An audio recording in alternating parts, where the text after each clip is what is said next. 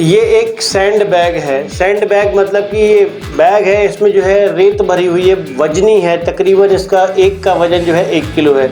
इसको आप online purchase कर सकते हैं, हमारे सेंटर से इसको ख़रीद सकते हैं। और इसको जैसे पायल बांधी जाती है, इसको पैर में बांध लेंगे और बांध करके एक ऊंचाई पे बैठ के पैरों को हिलाना है। मैं ये एक्सरसाइज आपको करके दिखाता हूँ। ये है सैंड बैग। और ये आज हम बताने वाले हैं जिन मरीजों को घुटनों में अर्थराइटिस की समस्या है और दर्द से आराम नहीं मिल रहा है, तो घर पे एक एक्सरसाइज क्या कर सकते हैं। ये जो घुटना है, पहले घुटने को तेल से गोल गोल लगा करके घुमाना है। तेल सरसों का, तिल का अथवा जो है महानारायण हो सकता है। उसके बाद 15 मिनट घुमाने के बाद में एक भगोने में गर्म पानी करके तौलिया को डिप करके इस घुटने को पोंछ लें। उसके बाद ऐसे सैंड बैग को ले करके ये घुटने में ऐसे बांधेंगे। आधा किलो या 1 किलो तक का वज़न हम इस घुटने में दे सकते हैं। ऐसा ही हम दोनों पैरों में करेंगे।